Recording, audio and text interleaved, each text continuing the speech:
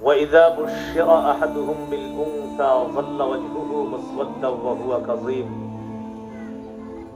কিছু মানুষ আছে তাদেরকে যখন কন্যা সন্তানের সুসংবাদ দেওয়া হয় তাদের চেহারাটা কালো হয়ে যায়, দুঃখে ভারাক্রান্ত হয়ে যায়। অথচ আল্লাহ আগে কন্যার কথা বলছে, পরে বলছে ছেলের কথা। হাদিসে আছে রাসূলুল্লাহ সাল্লাল্লাহু আলাইহি ওয়াসাল্লাম বলেন, মান উলিদাত লাহু ইবনাতুন ফালাম ইয়াইদহা ওয়া লাম ইউহিনহা ওয়া লাম ইউথির ওয়ালাদাহু আলাইহা। যার একজন কন্যা সন্তান আছে, সে যদি এই কন্যাকে কন্যা বলে অবজ্ঞা না করে, সে যদি কন্যাকে জাহিলি যুগের মতো জীবন্ত দাফন করে না দেয়, সে যদি কন্যার চেয়ে ছেলেকে বেশি আদর না করে, আদখালাহুল্লাহু বিহাল জান্নাহ, এক কন্যার অভিভাবককে আল্লাহ জান্নাতে প্রবেশ করাবেন।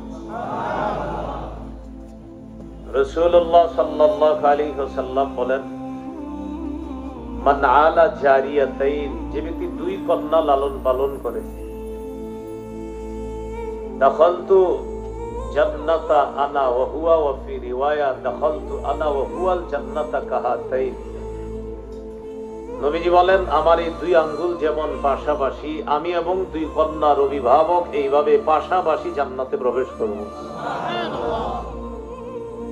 যার তিন কন্যা আছে, রাসূলুল্লাহ সাল্লাল্লাহু আলাইহি ওয়াসাল্লাম বলেন, মান কানাত লাহু সালাসু বানাত, যার তিনজন মেয়ে আছে অথবা তিনজনের বেশি মেয়ে আছে, এই মেয়েদেরকে বাবা অভিভাবক সুন্দরভাবে লালন পালন করে। হাদিসের ভাষ্য, ফায়ুবিহিন্না ওয়া ইয়াকফিহিন্না ওয়া ইয়ারহামুহুন্না, অভিভাবক এই তিন কন্যার জন্য যথেষ্ট হয়ে যায়, এই তিন কন্যাকে লালন পালন করে, এই তিন কন্যার প্রতি মায়া করে, দয়া করে। নবীজি বলেন, ওয়াজাবাত লাহুল জান্নাহ আলবাত্তাতা, ওই তিন কন্যা অভিভাবকের জন্য অবধারিতভাবে জান্নাত ওয়াজিব হয়ে যায়। তাহলে কন্যা রহমত না চেহারা কালো হওয়া? রহমত।